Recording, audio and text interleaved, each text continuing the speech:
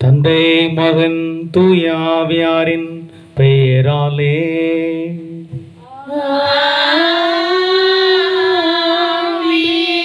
நம் ஆண்டவராகிய இயேசு கிறிஸ்துவின் அருளும் கடவுளின் அன்பும் தூயாவியாரின் நட்புறவும் உங்கள் அனைவரோடும் இருப்பதாக.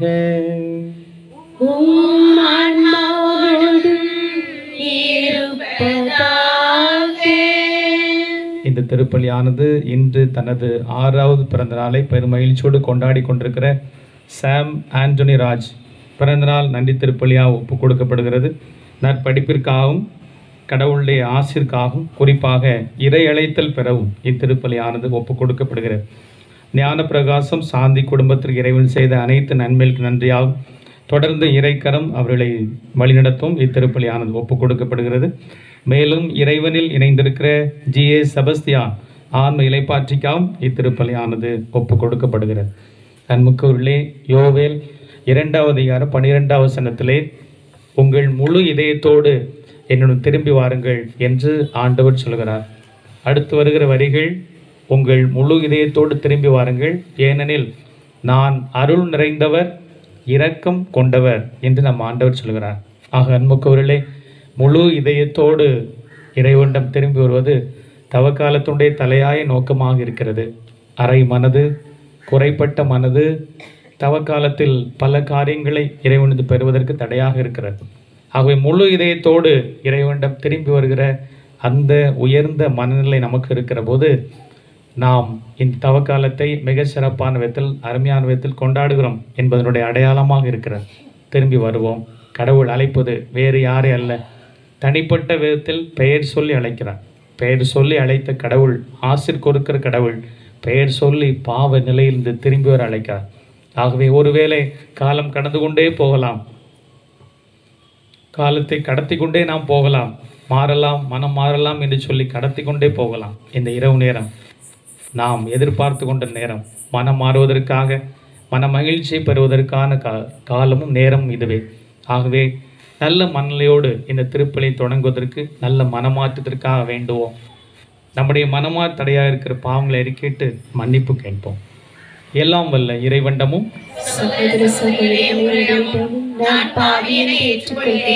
ஏனெனில் என் சிந்தனையாலும் சொல்லாலும் செயலாலும் கடமையில் தவறியதாலும் பாவங்கள் பல செய்தேன். என் பாவமே, என் பாவமே, என் பெரும் பாவமே.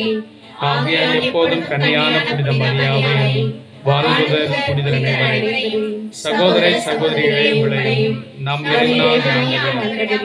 எனக்காக வேண்டிக் கொள்ள தலை வணங்கி மன்னிப்பு ஆசி பெற்றுக் கொள்வோம். எல்லாம் உள்ள இறைவன் நம் மீது இரக்கம் வைத்து நம் பாவங்களை மன்னித்து நம்ம நிலை வாழ்வுக்கு அழைத்து செல்வாராக. ஆமென்.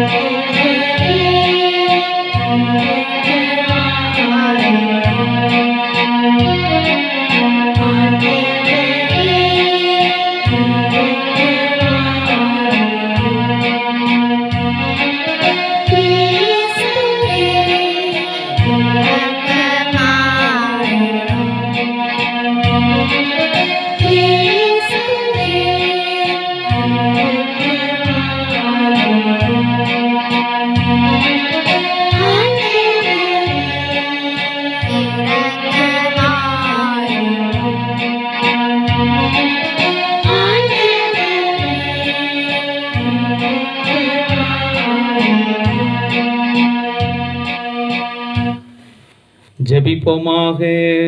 பேரிரக்கமுள்ள எங்கள் ஆண்டவரே, எங்கள் அற்புத கெபியின் அரசி தூய லூர்தன்னையின் பரிந்துரை எங்களுக்கு எப்போதும் துணை புரிய உம்மை வேண்டுகின்றோம். பாவங்கள் அனைத்திலும் இருந்தும் அது எங்களை பாதுகாத்து உமது அமைதியில் நாங்கள் மகிழுறச் செய்வதாக எங்கள் ஆண்டவராகிய கிறிஸ்து வழியாக உம்மை மன்றாடுகின்றோம்.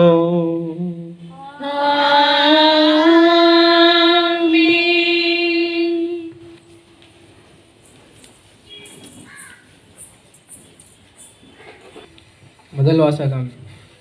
உண்மையாகவே நான் விரும்புவது பழியை அல்ல, இரக்கத்தையே விரும்புகிறேன். இறைவாக்கினர் ஓசாயா நூலிலிருந்து வாசகம்.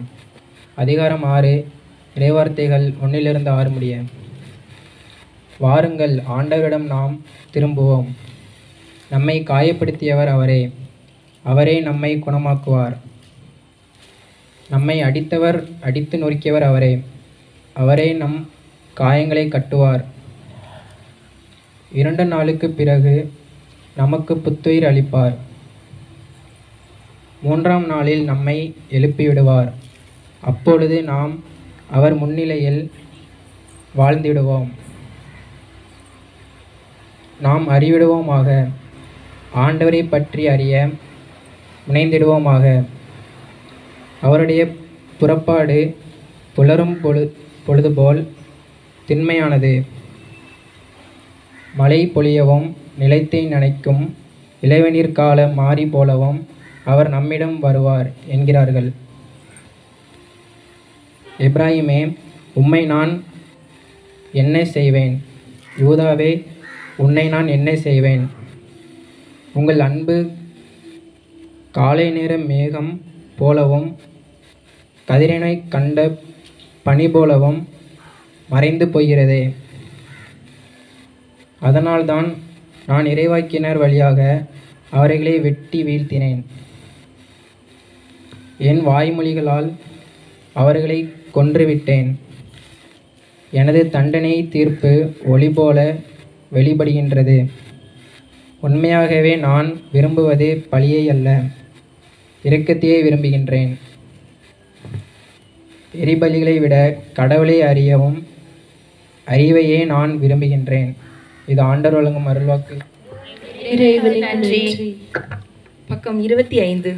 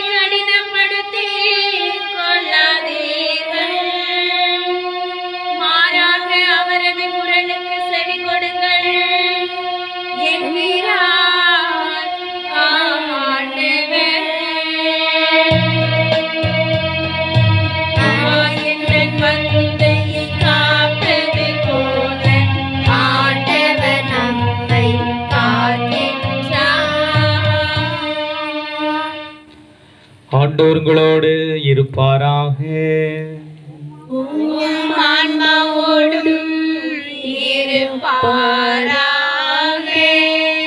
லூக்கா எழுதிய தூய நற்செய்தியிலிருந்து வாசகம்.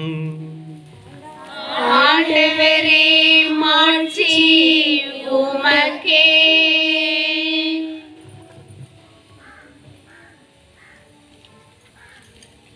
அதிகாரம் 18 இறை வார்த்தைகள் 9 தொடங்கி 14 முடிய. லூக்கா நற்செய்தி 18வது அதிகாரம் 9 முதல் 14 முடிய உள்ள உயிருள்ள வார்த்தைகள். தாங்கள் நேர்மையானவர் என்று நம்பி மற்றவர்களை இகழ்ந்து ஒதுக்கும் சிலரை பார்த்து இயேசு இந்த உவமை சொன்னார். இருவர் இறைவனை வேண்ட கோவிலுக்கு சென்றனர். ஒருவர் பரிசேயர், மற்றவர் வரிதண்டுவர். பரிசேயர் நின்று கொண்டு இவ்வாறு இறைவனை வேண்டினார்: கடவுளே, நான் கொள்ளையர், நேர்மையற்றோர், விபச்சாரர் போன்ற மற்ற மக்களைப் போலவோ இந்த வரிதண்டோரை போலவோ இல்லாதது பற்றி உமக்கு நன்றி செலுத்துகிறேன். வாரத்தில் 2 முறை நோன்பு இருக்கிறேன். என் வருவாயிலெல்லாம் 10 பங்கை கொடுக்கிறேன். ஆனால் வரிதண்டுவர் தொலை நின்று கொண்டு வானத்தை அன்னார்ந்து பார்க்க கூட துணியாமல் தம் மார்பில் அடித்து கொண்டு, கடவுளே, பாவியாக என் மீது இறங்கியருளும் என்றார். இயேசு பரிசேயர் அல்ல, வரிதண்டுவரே கடவுளுக்கு ஏற்புடையவராகி வீடு திரும்பினார். ஏனெனில் தம்மை தாமே உயர்த்துவோர் தாழ்த்த பெறுவர், தம்மை தாமே தாழ்த்துவோர் உயர்த்த பெறுவர் என நான் உங்களை சொல்கிறேன் என்றார். ஆண்டவரின் அருள்வாக்கு. கிறிஸ்துவே உமக்கு புகழ்.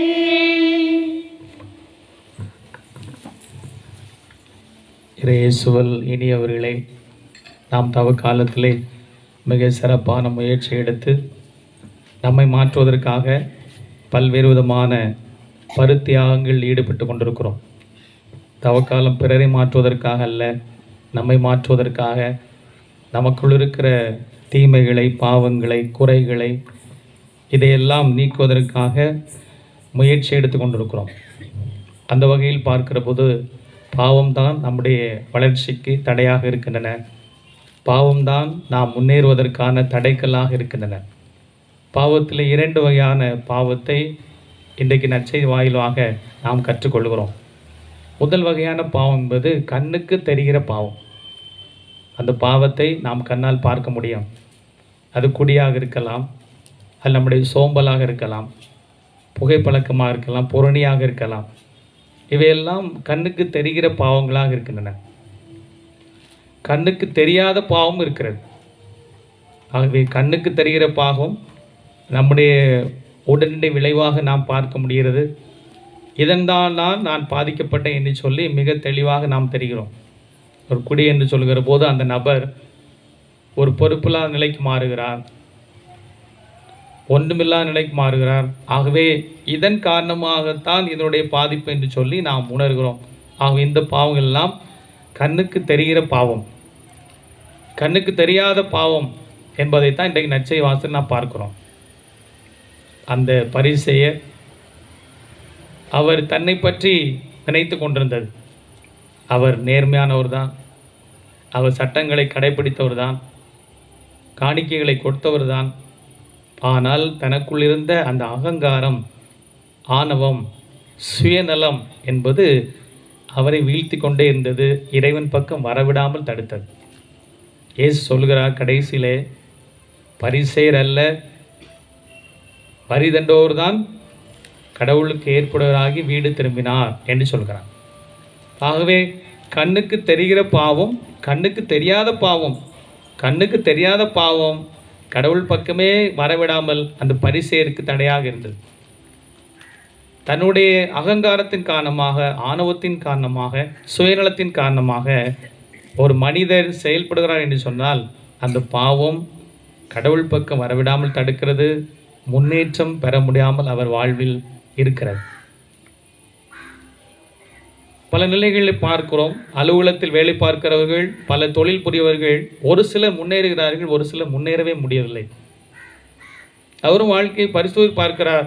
நானும் கடினமாக உழைக்கத்தான் செய்கிறேன், அவரை போல ஓடத்தான் செய்கிறேன், ஆனால் என்னால் வளர முடியவில்லை, உயர முடியவில்லை என்று ஒரு மனிதர் நினைத்து கொண்டே இருக்கிறார் என்று சொன்னால் கண்ணுக்கு தெரியாத பாவத்தை சிந்தித்து பார்க்க வேண்டும்.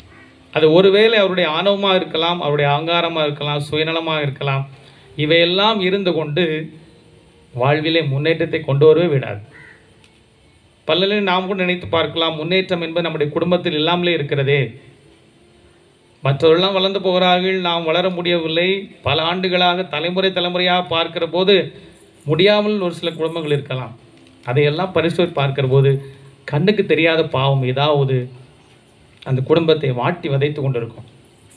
ஆகவே அந்த கண்ணுக்கு தெரியாத பாவம் இருக்கிற போது கடவுள் பக்கமே வர முடியவில்லை என்று சொன்னால் எப்படி முன்னேற்றத்தை பார்க்க முடியும், எப்படி வளர்ச்சியை பார்க்க முடியும்? ஆண்டாண்டு காலமாக இதே நிலைதான் எங்களுக்கு இருக்குன்னு சொன்னால் கண்ணுக்கு தெரியாத பாவம் கூட அந்த குடும்பத்திற்கு முன்னேற்றத்திற்கு தடையாக இருக்கலாம். ஆக அன்புக்குள்ளே அந்த பாவத்தை நாம் கண்டறிந்து களையெடுத்து நாம் வளர்கிற போது கடவுள் முன்னால் நாம் சிறப்பான விதத்தில் வளர்கிறோம். பாருங்கள், ஊதாரி மகன் ஓமையிலே அந்த ஊதாரி மகன் அவர் கண்ணுக்கு தெரிகிற அளவிலே பாவம் செய்து நாம் கண்டுபிடிக்க முடிகிறது. அவருக்கு தெரிகிறது இவர் பாவி என்று சொல்லி எல்லாருமே கண்ணால் பார்க்க முடிகிறது. அந்த மூத்த மகன் அவன் முதல்ல ஒரு ஹீரோ போல் இருக்கிறான். அவன்தான் எல்லாவற்றையும் திறம்பட தந்தையிடமிருந்து பாதுகாத்து வழிநடத்தி மிக சிறப்பான ஒரு மகனாக இருக்கிறான். ஆனால் கண்ணுக்கு தெரியாத பாவம் அவன் வில்லன் என்பதை நிரூபித்து காட்டியது. ஆகவே முதல் தொடக்கத்தில் பார்க்கிற போது இந்த ஊதாரி மகன் அவன்தான் பாவி என் நினைக்கப்பட்ட சூழ்நிலை. கண்ணுக்கு தெரியாத பாவத்தின் காரணமாக அந்த மூத்த மகன் ஒன்றுமே இல்லாத நிலைக்கு போகிறான். கடைசியிலே நீ என் மகனா என்று சொல்லி அந்த தந்தை சொல்கிற அளவுக்கு வந்து விட்டது. ஆகவே கண்ணுக்கு தெரிகிற பாவத்தை விட கண்ணுக்கு தெரியாத பாவம் மிகப்பெரிய விதத்திலே கொடூரத்தை கொண்டு வரும், மிகப்பெரிய பாதிப்பை கொண்டு வரும். ஆகவே அவன் இறைவனுடைய சன்னிலிருந்து தந்தையினுடைய சன்னிலிருந்து விரட்டப்படுகிறான். அவன் கொண்டிருந்த நற்பெயர் இவையெல்லாம் ஒன்றுமே இல்லாமல் ஆகிறது. ஆக அன்புக்கு உள்ளே கண்ணுக்கு தெரியாத பாவம் என்ன? நம்முடைய ஆணவம்தான், சுயநலம்தான், நம்முடைய அகங்காரம்தான். இவையெல்லாம் இருக்கிற போது நம்மை வீழ்த்ததான் அவைகள் வழிவகுக்கின்றே தவிர ஒருபோதும் உயர்த்தாது. ஆகவே இன்றைக்கு ஆண்டவரே சொல்கிறாரே, தம்மை உயர்த்த விரும்புபவர்கள் தங்களே தாழ்த்தட்டும் என்கிறார். ஆகவே மனித வாழ்வில் மிகப்பெரிய பலவீனமாக இருப்பது இந்த கண்ணுக்கு தெரியாத பாவம். உங்கள் குடும்பத்தில் தனிப்பட்ட விதத்தில் எவ்வாறு இருக்கிறீர்களோ அவையெல்லாம் கண்ணுக்கு தெரியாத பாவம். சுயநலத்தோடு அகங்காரத்தோடு நாம் அலைந்து திரிந்து பல நிலைகளில் செயல்படலாம். அவையெல்லாம் வீழ்த்துகின்றன, அவையெல்லாம் நம்மை தரமட்டமாக்குகின்றன. ஆகவே கண்ணுக்கு தெரியாத பாவங்களுக்கு முக்கியத்துவம் கொடுக்கிற நாம் கண்ணுக்கு தெரிகிற பாவங்களுக்கும் முக்கியத்துவம் கொடுத்து வளர்கிற போது மிக சிறப்பான விதத்தில் களையெல்லாம் எடுக்கப்படுகின்றன. நாம் சிறப்பான விதத்தில் வளர்கிறோம். ஆகவே அதை அடையாளம் கண்டுபிடிப்பது, என்னிடத்தில் கண்ணுக்கு தெரியாத பாவங்கள் எத்தனை இருக்கின்றன? பலவிதமான பாவங்கள் கண்ணுக்கு தெரியாமலே நமக்குள்ளே வளர்ந்து வருகிற போது அது நம்மை ஒன்றுமே இல்லாமல் ஆக்குகின்றன. ஆக வெளியே பார்க்கிற போது ஒருவேளை அந்த மூத்த மகன் போல செயல்படலாம். ஆனால் கடைசியில் நம்முடைய நிலைமை பரிதாப நிலைக்கு மாறுகிற போது யாருமே உதவி செய்ய முடியாமல் போகிறது. ஆகவே கண்டுபிடிப்போம். இந்த தவக்காலத்தில் மிக சிறப்பாக கண்டுபிடிப்போம். இந்த இரவு நேரத்தில் நமக்கு தெரியவே தெரிஞ்சிருக்காது, அது என்ன கண்ணுக்கு தெரியாத பாவம் அப்படின்னுக்குள்ளே ஒரு விழிப்புணர்வு இல்லாமல் இருக்கலாம். அந்த கண்ணுக்கு தெரியாத பாவத்தை அடையாளம் கண்டுபிடிச்சி அதை கட்டுப்படுத்தி அதை ஒன்றுமே இல்லாமல் ஆக்கிற போது தான் வளர்ச்சி என்பது இருக்கிறது. ஆகவே நாங்கள் எங்கள் வாழ்க்கையில் எங்கள் குடும்பத்தில் வளர முடியவில்லையே, இவ்வளவு நாட்கள் போய்கொண்டிருக்கும் முன்னேற்றம் இல்லையே, தொழில் முன்னேற்றம் இல்லையே, குணநலனில் முன்னேற்றம் இல்லையே, காரணம் என்ன என்று பரிசோதித்து பார்த்தால் இந்த கண்ணுக்கு தெரியாத பாவம்தான் இருக்கும். அதை கண்டறிய வேண்டும். அதை கண்டறிந்து அதிலிருந்து விடுதலை பெற வேண்டும். ஆன்மீக ரீதியாகவும் பல நிலைகளிலே பாவங்கள் இருக்கின்றன. அதை ஆங்கிலத்திலே ஸ்பிரிச்சுவல் சின்ஸ் என்று சொல்கிறார்கள். ஆன்மீக பாவங்கள். அது என்ன ஆன்மீக பாவங்கள்? முதல்ல பார்க்கும்போது ஸ்பிரிச்சுவல் ப்ரைடு, ஆன்மீக தற்பெருமை. இவர் அதான் கொண்டிருந்தார். பரிசேயர் அதைத்தான் கொண்டிருந்தார். நான் எல்லாவற்றையும் கடைபிடிக்கிறேன், அவர் எதுவுமே கடைபிடிக்கவில்லை என்று சொல்லி அவரே சொன்னார். பல்லேயர்களே ஒரு சில நேரத்தில் ஆலயத்திற்கு தினம் வருகிறவர்கள், ஆன்மீக காரியங்கள் அதிகமாக ஈடுபடுகிறவர்கள், மற்றவர்களை தரக்குறைவாக நினைப்பது, அவர்களை பற்றி மிகவும் மோசமாக நினைப்பது, இது ஆன்மீக தற்பெருமை. இதைத்தான் புனித சிலுவை யோவான் சொல்கிறார். சிலுவை யோவான் ஒரு மனிதன் ஆன்மீக தற்பெருமை கொண்டிருந்தான் என்று சொன்னால் அதுவும் தவறானது என்கிறார். ஆகவே அதுவும் தவறாக சில நேரங்களில் மாறுகிறது. ஆன்மீக பொறாமை, ஸ்பிரிச்சுவல் என்வி என்று சொல்கிறார்கள். ஆன்மீக பொறாமை. ஆக ஒரு சில நபர் நம்மை விட வளங்களை பெறலாம், அதிசயங்களை பெறலாம், புதுமைகளை பெறலாம். அப்போது ஒரு சிலர் அந்த குடும்பத்து மீது பொறாமை கொள்வது, இது ஆன்மீக பொறாமை. அவர்கள் கோயிலுக்கு வருவார்கள், பலவிதமான காரியங்களை இறைவனுக்கு செய்வதாக சொல்வார்கள். ஆனால் அவர்களுக்குள்ளே ஆன்மீக பொறாமை இருக்கும். ஆக இதுவும் தவறானது. ஸ்பிரிச்சுவல் சின்ஸ், ஆன்மீக பாவங்கள் கூட இருக்கின்றன. ஆக இதையெல்லாம் இந்த தவக்காலத்தில் ரொம்ப சிறப்பாக கண்டறிந்து நாம் வெளியே வருகிற போது மலருகின்ற அருமையான தவக்காலமாக அமைகிறது. ஆக நமக்குள்ளே இதெல்லாம் கண்ணுக்கு காணாத முறையில் இருக்கின்றன. ஸ்பிரிச்சுவல் பாவங்கள் தான் கண்ணுக்கு தெரியாத முறையில் இருக்கின்றன. அவற்றையெல்லாம் கண்டறிகிற போது மிக சிறப்பாக அருமையாக வருகிறது. ஆகவே கண்ணுக்கு தெரிகிற பாவங்கள் மிக எளிதாக நம்மால் பார்க்கப்படுகிறது, பிறரால் கூட கண்டறிந்து நமக்கு சொல்லப்படுகிறது. ஆனால் கண்ணுக்கு தெரியாத பாவம்தான் நம்ம ரொம்ப ஆட்டி படைக்கும், நம்முடைய குடும்பத்தில் பிரச்சனையை கொண்டு வரும், பிறரை பற்றி தாழ்வான எண்ணத்தை கொண்டு வரும். அதையெல்லாம் தரைமட்டமாக்குகிற போது, அதிலிருந்தெல்லாம் நாம் வெளியே வருகிற போது தான் மிகப்பெரிய விதத்தில் உயர்வை காண முடியும். ஆகவே ஆழமாக பரிசோதித்து பார்ப்போம், ஆழமாக இறைவன் இணைவோம். அப்படி இணைகிற போது இந்த பாவங்களை எல்லாம் கண்டுபிடித்து நாம் சிறப்பாக வாழ்வதற்கு முயற்சி எடுப்போம். அதற்கு உறுதுணையாக இருக்கிறது தான் நம்முடைய அற்புத கவியின் அரசி தூய லூர்து அன்னை. அந்த அன்னையோடு சேர்கிற போது நாம் பாவமில்லாத நிலைக்கு மாறுகிறோம். பலர் இந்த அன்னையோடு சேராத நிலையில்தான் பல ஆபத்தான செயல்பாடுகள் இணைகிறார்கள், பலவிதமான பாதிப்புகளை சமுதாயத்தை உருவாக்குகிறார்கள், பிறருக்கு கொடுக்கிறார்கள். இந்த அன்னையோடு சேர்கிற போது நாம் மிக சிறந்த நல்ல விளைவுகளை இந்த சமுதாயத்தில் கொடுக்க முடியும். ஏனென்றால் பாவமே இல்லாமல் பிறந்தவர் யாரெல்லாம் தன்னிடத்தில் வருகிறார்களோ அவருடைய பாவ குறைகளை சுட்டி காட்டி அவர்களும் பாவத்திலிருந்து விடுதலை பெற நமக்கு உதவி செய்கிறார். அந்த பாவத்திலிருந்து விடுதலை பெறுவதற்கு நமக்கு மிகப்பெரிய கருவியாக இருப்பது என்ன? திருச்செவமாலை. திருச்செவமாலை இருக்கிறது. அந்த ஜெபமாலையை கையில் எடுக்கிற பிள்ளைகள் சாத்தானிடம் போவதில்லை. இந்த கண்ணுக்கு தெரியாத பாவங்களிலிருந்து விடுதலை பெறக்கூடியவர்களாக இருக்கிறார்கள். ஆகவே மிக பொக்கிஷமாக அன்னை நமக்கு தந்திருப்பது, இதையெல்லாம் நம் வாழ்வில் எடுக்கிற போது மிக சிறப்பான விதத்தில் காப்பாற்றப்படுகிறோம், பாதுகாக்கப்படுகிறோம், வழிகாட்டப்படுகிறோம். நாமே வழிகாட்டியாக மாறுகிறோம். அதற்கு மிக சிறந்த விதத்திலே கொடுக்கிறார். ஆகவே அற்புத கவியின் அரசியாக, இளங்குளத்தின் அற்புத கவியின் அரசியாக தூய லூர்து அன்னை இருக்கிறார்கள். அந்த அற்புதம் இந்த இரவு நேரத்தில் நடக்கட்டும், அந்த அதிசயம் இந்த இரவு நேரத்தில் நடக்கட்டும். அன்னையே, என் வாழ்வில் நான் வளர்ச்சியடைவதற்கான, மகிழ்ச்சி அடைவதற்கான பலவிதமான காரியங்களை எனக்கு வெளிப்படுத்தும் என்று சொல்லி நாம் மன்றாடுவோம். மன்றாடுகிற போது, பிள்ளைகள் பாசமாக வருகிற போது, அன்னையை நோக்கி வருகிற போது, அந்த அன்னையின் அளப்பெரிய அன்பு என்பது அதிகமானது, அன்னையினுடைய மிகப்பெரிய ஊக்கம் என்பது மிக அதிகமானது. அதையெல்லாம் பெறுவோம். பெற்று மிக சிறப்பான விதத்திலே கலைகளை கண்டறிவோம். கண்ணுக்கு தெரிகிற, கண்ணுக்கு தெரியாத பாவங்களை எல்லாம் கண்டுபிடித்து மிக சிறப்பான விதத்திலே இறைவனோடு இணைவோம். அதற்காக நம் வாழ்வை புதிதாக்கி கொள்வோம். ஆமென்.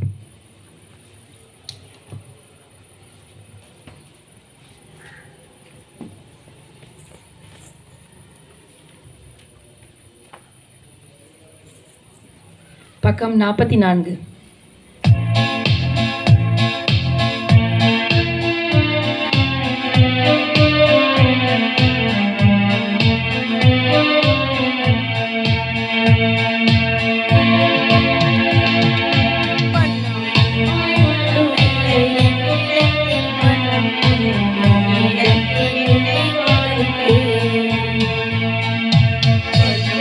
ஒரு வேளை என்னிடத்தில் ஒன்றும் இல்லை.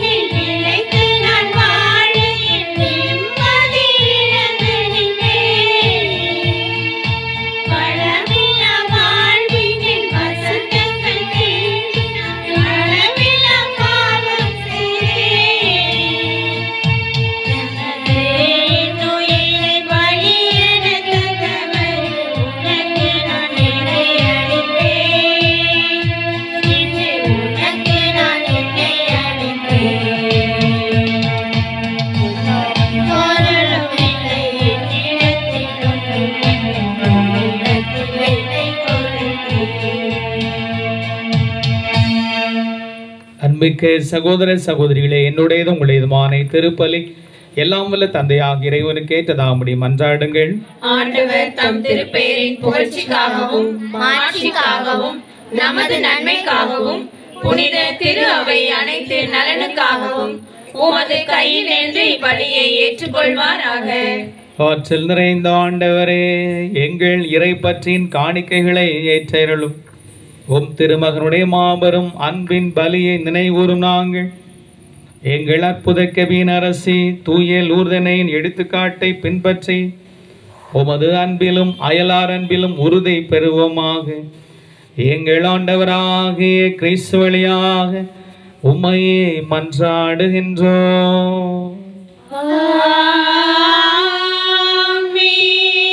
ஆண்டவர் உங்களோடு இருப்பாராக.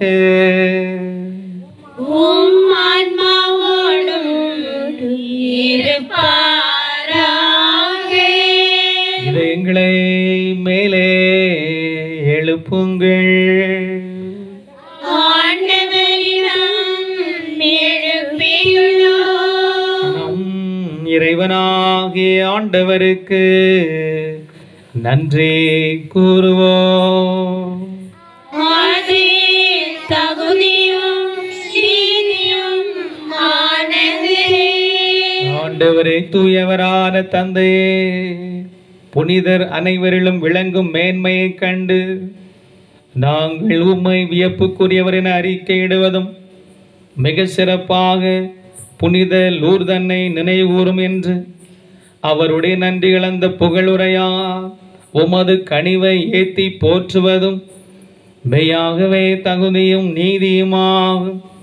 எங்கள் கடமையும் மீட்புக்குரிய செயலுமாகும். ஏனெனில் உலகெங்கும் அதன் இறுதி எல்லை வரை நீர் அரும்பெரும் செயல்கள் பல புரிந்துள்ளீர். சிறப்பாகும் அடியாரின் தாழ்நிலையை கண்ணுற்று அவர் வழியாக மனித மீட்பின் காரணராம் உம் திருமகன் எங்கள் ஆண்டவர் இயேசு கிறிஸ்து எங்களுக்கு அளித்ததார் உமது இரக்க பெருக்க எல்லா காலங்களிலும் நீடிக்க செய்து வருகின்றீர். அவர் வழியாக உமது மாண்பை வானதூதர்களின் அணிகள் வழிபடுகின்றன. உம் திருமுன் எக்காலத்தும் மகிழ்கின்றன. அவர்களோடு எங்கள் குரலையும் சேர்த்து கொள்ளுமாறு நாங்கள் உம்மை தாழ்மையுடன் இறைஞ்சி புகழ்ந்து அக்களிப்புடன் பாடுவதாவது.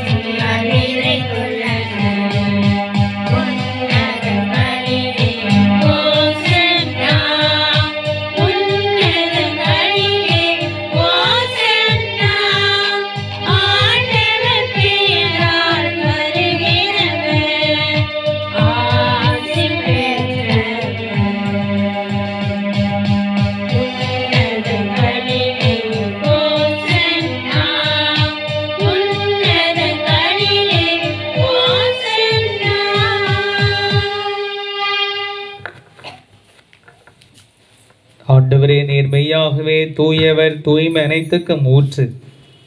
உம்முடைய ஆவியை பொழிந்து இக்காணிக்கைகளை தூய்மைப்படுத்த வேண்டுகிறோம். இவ்வாறு எங்கள் ஆண்டவர் இயேசு கிறிஸ்துவின் உடலும் இரத்தவுமாக எங்களுக்கு இவை மாறுவனவாக. அவர் பாடுபட உளம் கனிந்து தம்மை கையளித்த போது அப்பத்தை எடுத்து நன்றி செலுத்தி அதை பிட்டு தம் சீடர்களுக்கு அளித்து கூறியதாவது: அனைவரும் இதிலிருந்து பெற்று உண்ணுங்கள், ஏனெனில் இது உங்களுக்காக கையளிக்கப்படும் என் உடல்.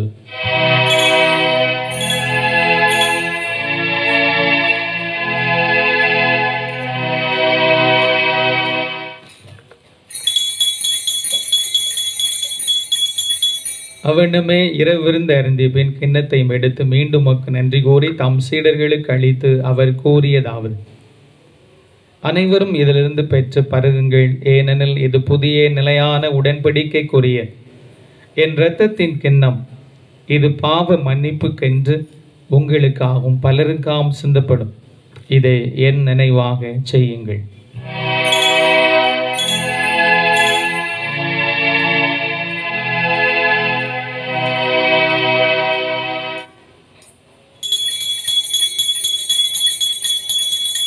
நம்பிக்கையின் மறைபொருள். ஆண்டவரே, நீர் வருமளவும் உமது இறப்பினை அறிக்கையிடுகின்றோம், உமது உயிர்ப்பினையும் எடுத்துரைக்கின்றோம். ஆகவே ஆண்டவரை, நாங்கள் கிறிஸ்துவை நிரப்பினையும் உயிர்ப்பின் நினைகூர்ந்து வாழ்வுதரும் அப்பத்தையும் மீட்பளி கிண்ணத்தையும் உமக்கு ஒப்புக் கொடுக்கின்றோம். உம் திருமுன் நின்று மக்கு ஊழியம் புரிய தகுந்தோள் என எங்களை ஏற்றுக்கொண்டு, எனவே உமக்கு நன்றி செலுத்துகிறோம். மேலும் கிறிஸ்துவின் உடலிலும் இரத்தத்திலும் பங்கு கொள்ளும் எங்களை தூய ஆவியார் ஒன்று சேர்க்க வேண்டுமென உம்மை தாழ்மையாய் மன்றாடுகிறோம். ஆண்டவரே, உலகெங்கும் பரவியிருக்கும் உமது திரு அவை நினைகூர்ந்தெழும் எங்கள் திருத்தந்தை பிரான்சிஸ், எங்கள் ஆயர் ஸ்டீபன், எல்லா திருநிலையினர் ஆகிய அனைவரோடும் உமது திரு அவை அன்பில் நிறைபெறச் செய்தருளும். மேலும் உயிர்த்தெழும் எதிர்நோக்குடன் துயில் கொள்ளும் எங்கள் சகோதரன் சகோதரிகளை, இறந்தோர் அனைவரையும் இரக்கத்துடன் நினைகூர்ந்து உமது திருமுக ஒளியில் ஏற்றருளும். எங்கள் அனைவர் மீதும் இரக்கமாயிரும். கடவுளின் கன்னித்தாயும் எங்கள் பாதுகாவலியுமான அள்ளித்தரும் அதிசய ஆரோக்கிய எண்ணெய், எங்கள் அற்புத கவியின் அரசி தூய லூர்து எண்ணெய், அவருடைய கணவரான புனித யோசேப்பு, எங்கள் இணை பாதுகாவலர் தூய அந்தோனியார், சிறப்பு பாதுகாவலர் தூய செபஸ்தியார், புனித திருத்தோர்கள், இவ்வுலகில் மோக்கு வந்தவராய் இருந்தோம் ஆகிய புனிதர் அனைவரோடும் நாங்கள் நிலை வாழ்வில் பங்கொள்ளும் தகுதி பெற்று உம் திருமகன் இயேசு கிறிஸ்து வழியாக உம்மை புகழ்ந்தேத்தும் வரம் அருள உம்மை மன்றாடுகிறோம். இவர் வழியாக இவரோடு இவரில் எல்லாம் வல்ல இறைவனாகிய தந்தையே, தூய ஆவியாரின் ஒன்றைப்பில் எல்லா புகழும் மாட்சியும் என்றென்றும் உமக்கு உரியதே. ஆமென். ஆமென்.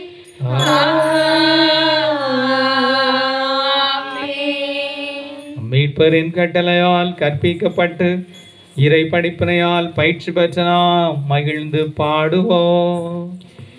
விண்ணுலகில் இருக்கிற எங்கள் தந்தையே, உமது பெயர் தூயது என போற்றப் பெறுக.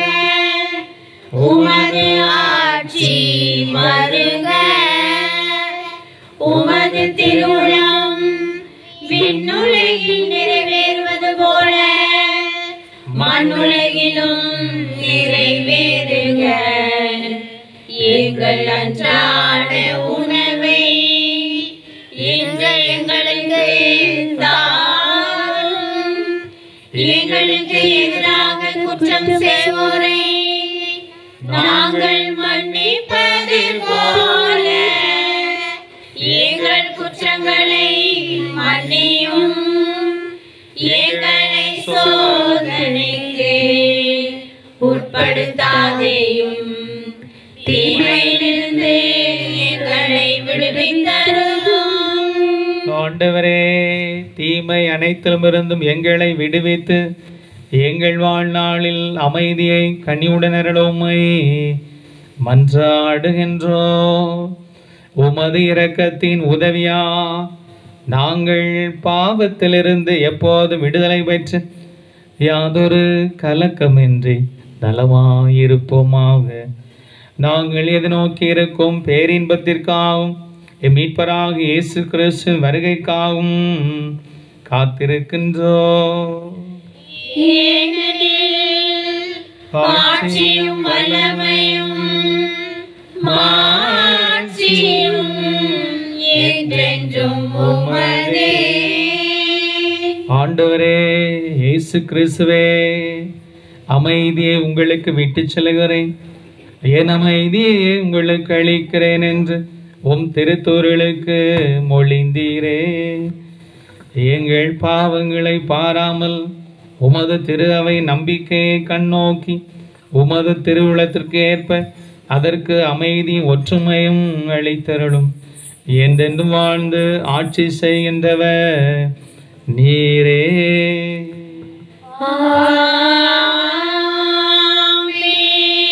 ஆண்டவருடைய அமைதி உங்களோடு என்றும் இருப்பதாக. உம் ஆன்மாவோடும் இருப்பதாக.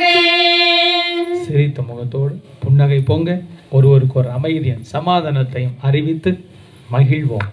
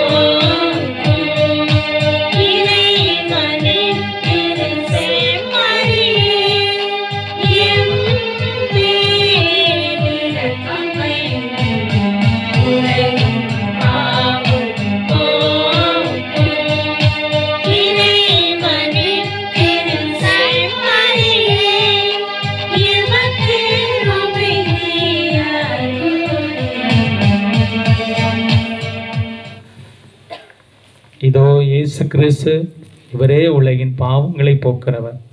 நமக்கு உள்ளே கண்ணுக்கு தெரியாத பாவங்கள் நம்மை பாடாப்படுத்துகின்றன. கண்ணுக்கு தெரியாத பாவங்களால் பலவிதமான பாதிப்புகள். அவைதான் கண்ணுக்கு தெரிகின்ற பாவங்களோட மோசமானவை. இந்த நேரத்தில் ஆண்டவரிடத்திலே, ஆண்டவரே, கண்ணுக்கு தெரியாத பாவங்கள் எவ்வளவோ இருக்கின்றன, அவற்றையெல்லாம் இந்த நேரத்தில் அறிக்கையிடுகிறேன், அதற்காக மன்னிப்பு கேட்கிறேன் என்று சொல்லி ஆண்டவரை பார்த்து என்னென்ன பாவங்கள் பாடாய்ப்படுத்துகின்றன, வீழ்ச்சூரை செய்திருக்கின்றன, அதையெல்லாம் ஆண்டவரத்திலே நாம் கேட்டு அந்த பாவங்களுக்காக மன்னிப்பு கேட்போம். அந்த பாவங்களை செய்வதில்லை என்று சொல்லும் முழு மனதுடனே தீர்மானம் எடுப்போம். இறைவன் சந்நிதியிலே மன்னிப்பு கேட்போம். இறைவா என்னை மன்னியும் என்று சொல்லி நாம் மன்றாடுவோம், தாழ்த்துவோம். ஆண்டவர் முன்னால் உங்களை தாழ்த்துங்கள், அவர் உங்களை உயர்த்துவார் என்கிறது. நாம் பல நிலைகளில் ஆண்டவர் முன்னால் நம்மையே உயர்த்துகிற போது ஒன்றுமே இல்லாமல் ஆகும். ஆண்டவர் முன்னால் தாழ்த்துவோம், மனிதர்கள் முன்னால் தாழ்த்துவோம், மரியாதையோடு மாண்போடு நடந்து கொள்வோம். நம்முடைய பேச்சிலும் நம்முடைய செயல்பாட்டில் மரியாதை இருக்கட்டும், பண்பாடு இருக்கட்டும். ஆண்டவர் முன்னால் தாழ்த்தி கண்ணுக்கு தெரியாத பாவங்களை சொல்லி மன்னிப்பு கேட்டு அவர் முன்னால் நிற்க தகுதியுள்ளவர்களாக மாறுவோம். நம்மையே உயர்த்துகிற, நம் வாழ்வை உயர்த்துகிற இந்த வளமான விருந்துக்கு அழைக்கப்பட்டு நாம் அனைவரும் பெயர் பெற்றுப்போம். ஆண்டவரே, நீர் என்னிடத்தில் எழுந்துள்ள நான் தகுதியற்றவன், ஆனாலும் வார்த்தைகள் சொல்லியருளும், எனது ஆன்மா நலமடையும்.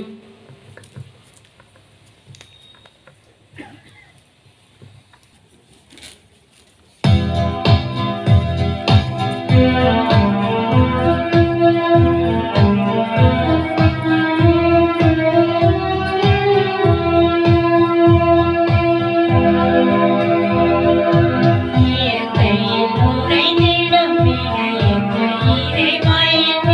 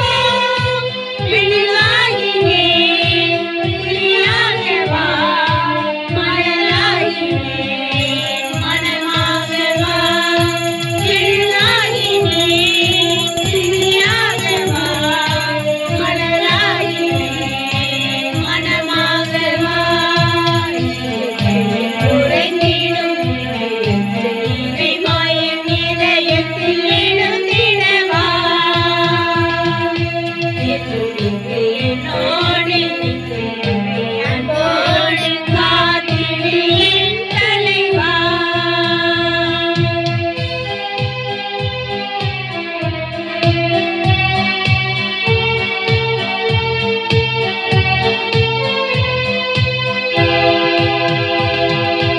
உறவில்லா இறைவன் உன்னுதவியின்றி உலகத்தில் எதுவும் நடந்திடுமோ?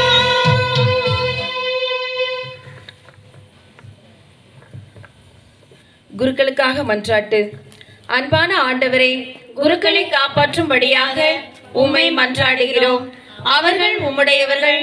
அவர்களுடைய வாழ்க்கை திருப்பலி பீடத்தில் பணிபுரிவது என்பதனால் அவர்களை சிறப்பாக காப்பாற்ற வேண்டுகிறோம்.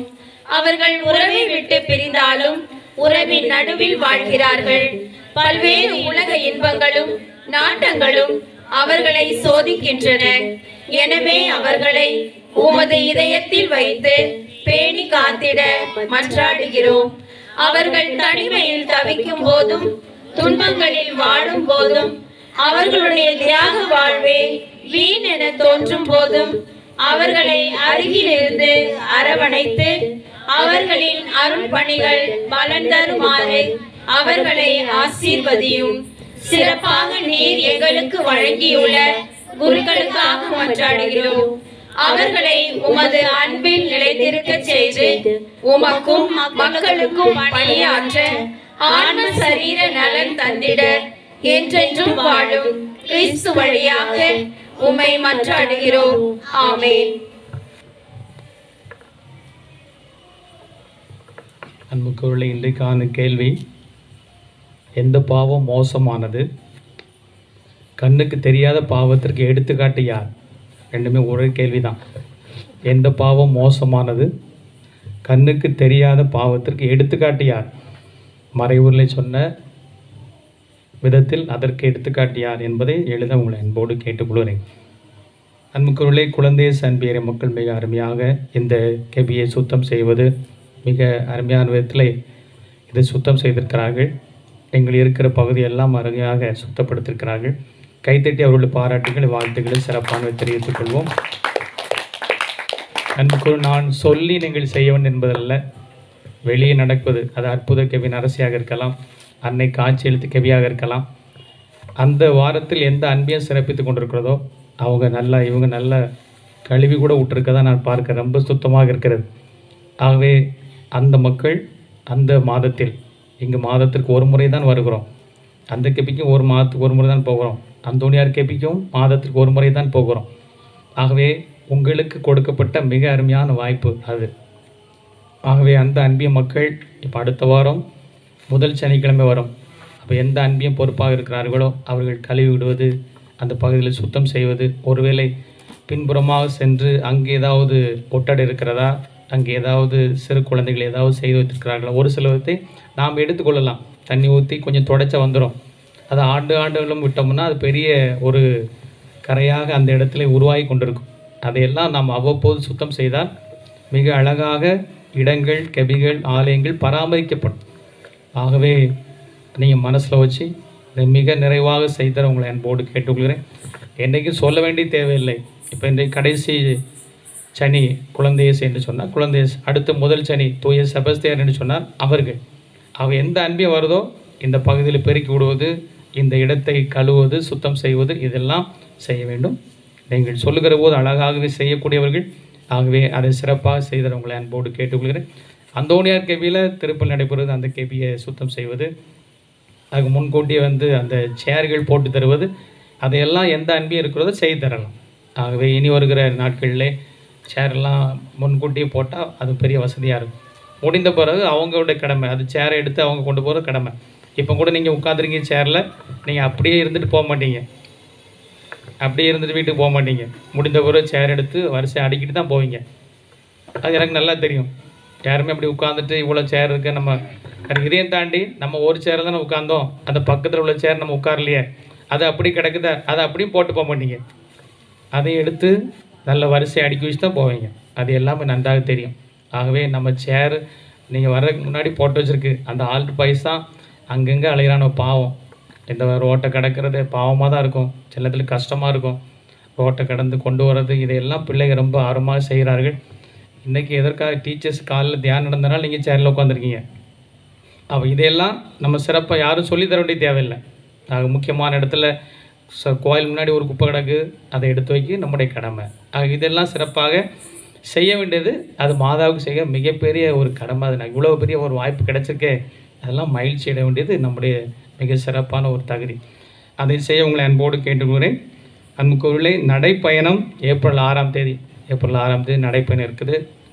மாலை 4 மணிக்கு நம்ம புறப்படும். ஞாயிற்றுக்கிழமை ஏப்ரல் 6 வானிலை அறிக்கை சொல்கிறது நல்ல கூறாப்பாக இருக்குன்னு சொல்லுது. நல்ல கூறாப்பாக இருக்கும். மறைக்கீழ் பிள்ளைங்க கண்டிப்பாக வந்துடுவாங்க. பெரியவங்க எல்லாருமே. மற்றவங்க என்னிடத்தில் பெயர் கொடுக்க உங்களை அன்போடு கேட்டுக்கொள்கிறேன். அன்பிய வாரியாக இல்லை, பங்கு தந்திட்ட தனிப்பட்ட விதத்தில் நீங்கள் பெயர் கொடுக்க உங்களை அன்போடு கேட்டுக்கொள்கிறேன். அங்கே எல்லாருமே சாப்பாடு ரெடி பண்ணும் பார்த்தீங்களா? அப்போது அது ரொம்ப முக்கியமானது. சாப்பாடுங்கும்போது உங்களுக்கே தெரியும், உங்கள் வீட்டில் ஒரு நிகழ்ச்சி நடக்கும்போது சோறு இல்லாமல் இருந்தாலோ அல்லது சோறு அதிகமாக இருந்தாலோ ரெண்டுமே பிரச்சனை. அப்போ ரொம்ப கஷ்டமாக இருக்கும். உங்கள் வீட்டில் நீங்கள் ஃபங்க்ஷன் நடத்தாமல் இல்லை, ஒரு ஆள் திடீர்னு வந்துட்டால் நமக்கு எவ்வளோ கஷ்டமாக இருக்கும் பார்த்தீங்களா? அதனால் முன்கூட்டியே சொல்லி நாளைக்குள்ளே நீங்கள் சொல்ல உங்களை அன்போடு கேட்டுக்கொள்ளுங்க. ஒரு சிலர் ரொம்ப ஆர்வமாக முன்கூட்டியே நினச்சி வச்சுருப்பீங்க, நம்ம கல்லூருக்கு போனோம், நடைபயணத்துக்கு போகணும்னு சொல்லி. அவங்க இப்போமே சொல்லிடலாம், இன்றைக்கி பூசை முடிஞ்சோடனே சொல்லிடலாம். அது ஒரு சில குடும்பமாக கேட்டு முயற்சி பண்ணணும்னு நினச்சிருப்பீங்க, அவங்க நாளைக்கு சொல்லுங்கள். எல்லாமே கரெக்டாக சிறப்பாக அருமையாக சொல்லணும். ஒரே ஒரு அன்பியம் கரெக்டாக அந்த டைமுக்குள்ளே சொல்லிடுவாங்கன்னு சொன்னேன். அது எந்த அன்பியம்? அப்போ அதில் எல்லா அன்பியும் வந்துடுமோ வராதா?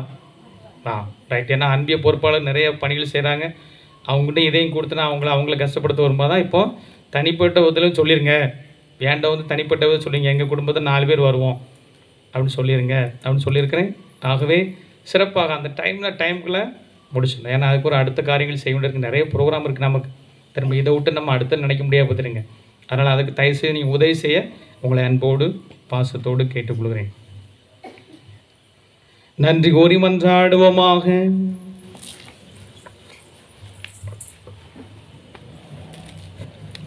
ஆண்டவரே, உமது திரு அவையை இவ்வருளடையாளத்தின் ஆற்றலால் உறுதிப்படுத்துவீராக. தாழ்ச்சி நிறைந்த உமடியாராகிய எங்கள் அற்புத கெவின் அரசி தூய லூர்தன்னை ஏற்கனவே கண்டு மகிழ்ந்த அமைதியின் புனித காட்சியை காணும் வரை அத்திரு அவை நற்செய்தியின் பாதையில் ஆவலுடன் செல்ல செய்வீராக. எங்கள் ஆண்டவராகிய கிறிஸ்து வழியாக உம்மை மன்றாடுகின்றோம். ஆண்டவர்களோடு இருப்பாராக.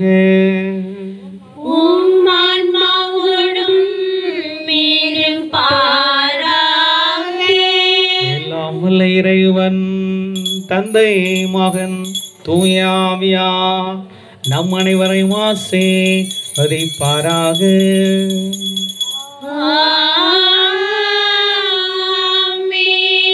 இந்த இரவை மகிழ்ச்சியோடு கொண்டாட சென்று வாருங்கள். திருப்பலி நிறைவேறிற்று.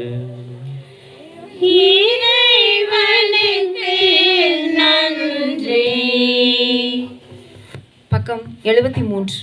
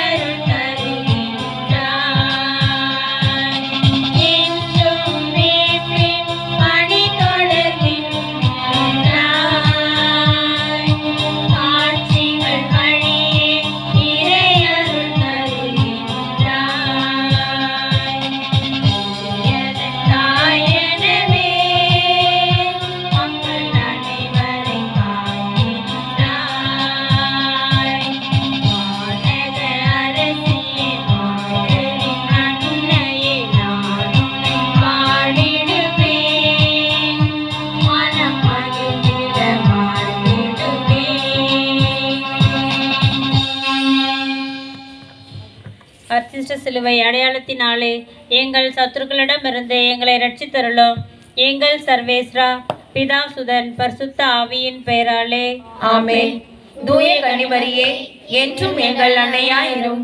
எங்களுக்காகவும் எல்லா ஆதரவற்ற ஏழை குழந்தைகளுக்காகவும் வேண்டிக் கொள்ளும். கிறிஸ்து ராஜா வாழ்க. உம்முடைய ராஜ்யம் வருக. அள்ளித்தரும் அன்னையே வாழ்க.